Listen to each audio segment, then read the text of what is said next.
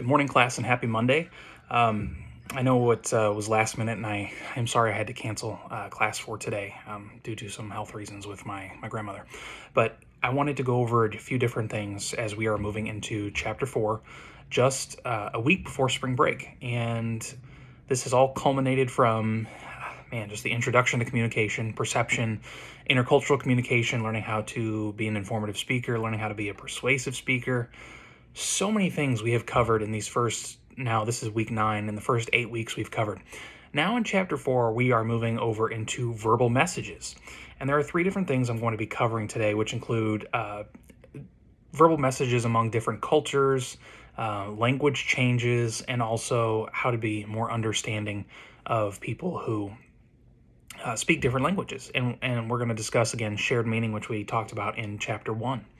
So today, out of these 3 objectives, we'll cover more on Wednesday, but out of these 3 objectives, the first one I want to start with is a different culture. As we talked about in chapter 3, this actually moves over from chapter 3 into chapter 4. We all speak a different language outside of the United States, or some people in the United States do as well.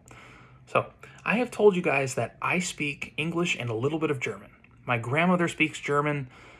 But again, people who don't speak German are probably not going to understand anything from that language. Maybe a word here and there. And also, let's just say you like anime. I love anime. A lot of my students in my 130 class who are going to see this video as well love anime. I really haven't asked my 10 a.m. classes who are watching this and also my 12 o'clock class if you guys like anime. So we can talk about it Wednesday if you like. But I watch anime in Japanese. And a lot of the time, my friends are like, "Why do you watch anime in Japanese? Why don't you want to understand it easily in English?" And I tell them, "Hey, I like it better in Japanese because I'm learning new things, and that's the great thing about education."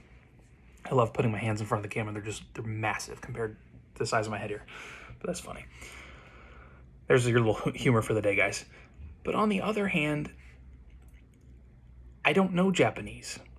But I take the time to read the subtitles, and over the course of 915 episodes that I've watched on my favorite anime, One Piece, I haven't watched every one of them because a few of them are fillers, but I have learned some words in Japanese. And when they say those constantly, I pick up on those words and actually understand what's going on, thanks to the subtitles.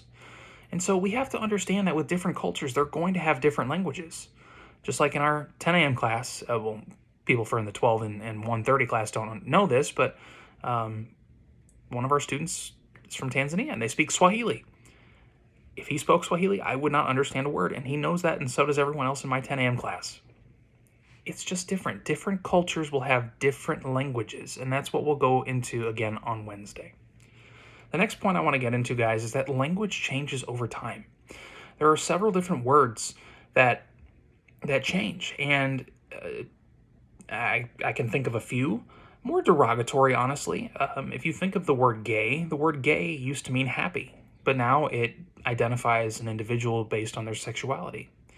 If you think of the word fag, in Britain, or the UK, I'm sure my British student or student from the UK, my 10 a.m. class knows this, but when I was reading a book on British politics, the word fag came up a ton. And I was so confused because in America, that is used as a derogatory remark for people who identify as homosexual. And I said to myself, why is this popping up over and over and over again? But language changes. The meaning of that word, the word fag, means cigarette in the UK. And at that time, I completely forgot what that word meant. There was a fantastic speech that one of my students gave last semester back in the fall. He gave a speech on the history of curse words, as he put it. They change over time. If you look at a bunch of these different words, they change. The meanings are constantly changing. Guys, just look at the slang words I use in class. Goat, cap. And I know this is cringeworthy just watching this over this video, but I was so confused the first time I heard bet, cap, and goated. I'm like, what does that even mean? Greatest of all time? Okay, that's understood. It's not just an animal grazing on grass out in the field. But then you go to cap, and I'm like, well, am I wearing a baseball cap or what? Like, what am I doing here? No, but that means the guy's lying, or the woman's lying, or so on and so forth, or they're just full of, you know the word. I'm not going to say it. The next thing again is bet.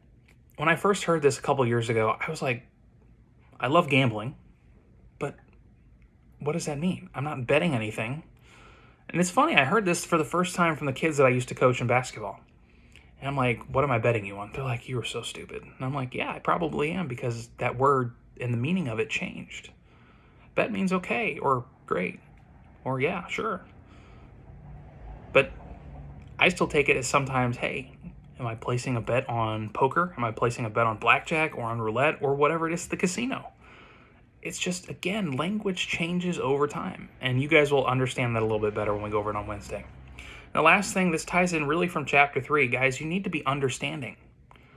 When people speak a different language, or they speak different words at times that you might not understand, your vocabulary might be a little bit different compared to, let's just say, your education compared to my education. There are things in communication that I will say, maybe different theories and different words from that you won't understand unless we get into that. But at other times, let's just say you go off to be a psychology major or a biologist or something else, and there's going to be a bunch of different words that even if you came back to me and said, hey, Professor Newhouse, or whatever you call me, Ken, boss man, Haley, I'm talking to you. But hey, let's just say you come back and say something, and maybe I don't understand it. That's totally fine. Each of us has a different vocabulary, so make sure when you guys are interacting with people that you are completely understanding of who that other individual is. That's my short lesson for the day, guys.